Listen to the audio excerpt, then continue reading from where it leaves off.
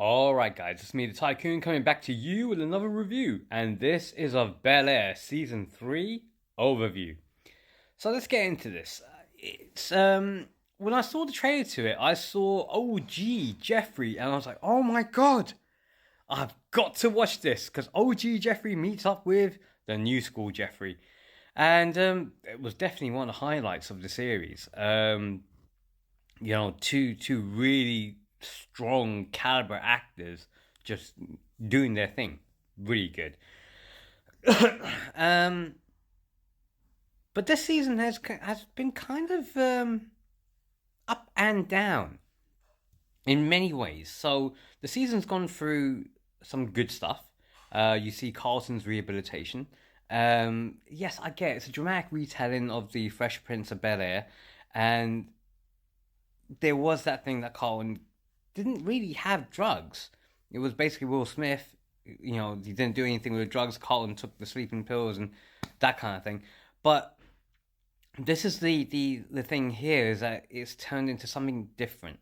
Now I get it's trying to modernize things, and I don't know. I really don't know.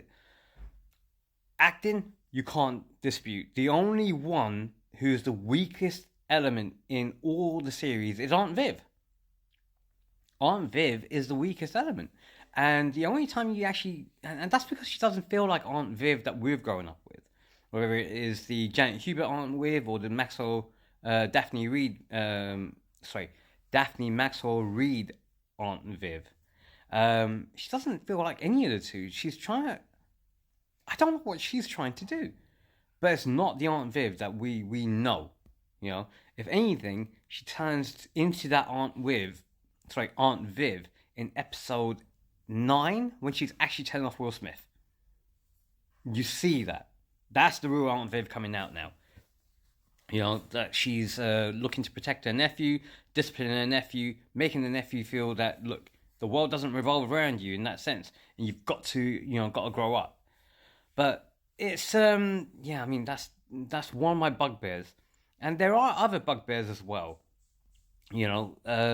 But again, the series itself, you watch it, you enjoy it, because you can enjoy it. You know, there's plenty in there for everyone. Uncle Phil doesn't have an affair with a person in his workplace, but Aunt Viv makes a tiny, tiny, tiny anthill out into a massive mountain. It just doesn't make sense. I don't know what these writers were going for.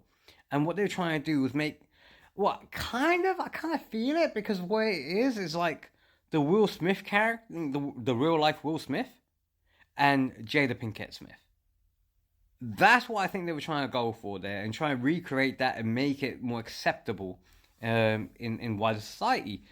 But you can't. It just came across really badly, because all it was, Uncle Phil, his lawyer partner, his law firm partner that he's now merged his law firm with, she still has feelings for him. Kisses him. He doesn't reciprocate. He actually pushes her back. And then every time this law firm partner sees Aunt Viv, she goes all crazy. And it's so damn obvious. And he's like, look, can you just chill? There's nothing going on here. And then, she finds out because this woman tells Aunt Viv that, yeah, I kissed your man. And then she goes off the rails to the point where she's actually saying to Uncle Phil in his face at a restaurant that I like the waiter made a pass at him, and he's a lot younger and more virile. August.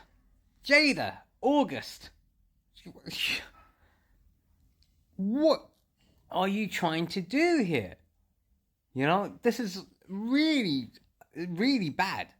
Because now you're undermining the character of Uncle Phil and what we've developed as a love for Uncle Phil.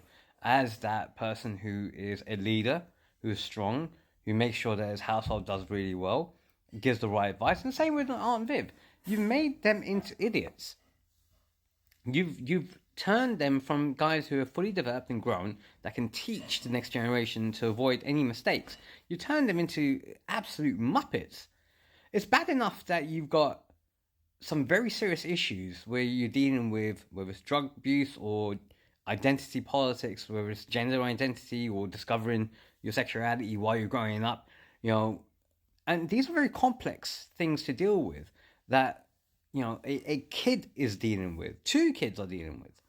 I'm not even, with sorry, I know I'm going off on a tangent here, but it was handled not so well, would be the best way of putting it. You made Ashley out to be a spoiled brat, would be one of the best ways of putting it. You made Carlton out to be an absolute, Carlton's development within the series has been actually quite good, but then you see him go back. To cut a long story short, I know I'm going on a rant and a rave here. So Carlton's recovered. He's done his recovery. He's got a girlfriend now, who's also an addict, recovering addict. Carlton and Will get together to not only have a job over the summer, but also some other amazing things are taking place as well, where they're looking to get onto an entrepreneurial scheme made for people from an underrepresented background or a black background, which is really cool.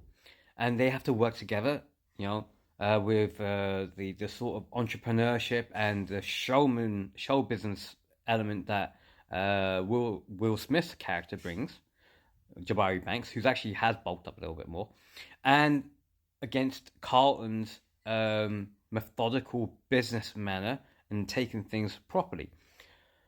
You then have Uncle Phil looking to build new clients because he's going to take it away from the old firm. He's going to go solo, and he does.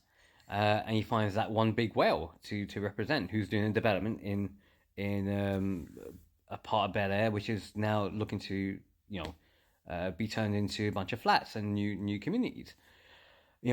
Except one of the buildings there belongs to Jazz, who's deep in debt with the IRS, and he'll either force to sell or he's going to have it taken away from him.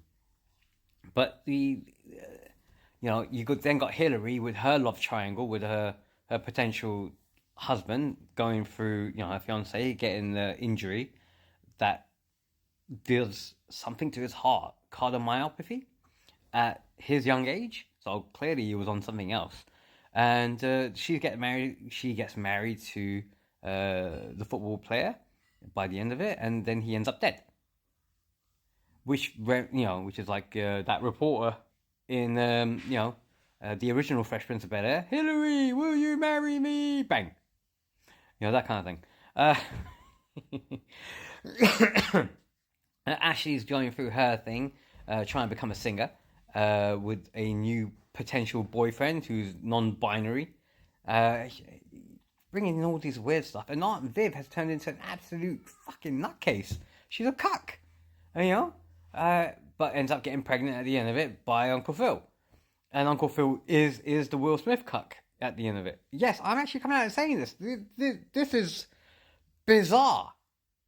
This series has been bizarre. The only grounded character has been Jeffrey. And what he's dealing with his son, what he's dealing with the top boys back in London, that they're trying to have peace. He has his ex-wife come back to him. He explains the reasons why he had to leave. And they're very valid reasons. He wanted to protect them, and he did. But now they're coming to the limelight. The series went through so many things, including a bit of Fast and Furious in there. It was just really bizarre at times. But it also had a lot of fun in it. I nitpicked a lot of the negatives, and there are a lot of negatives, but you enjoy this.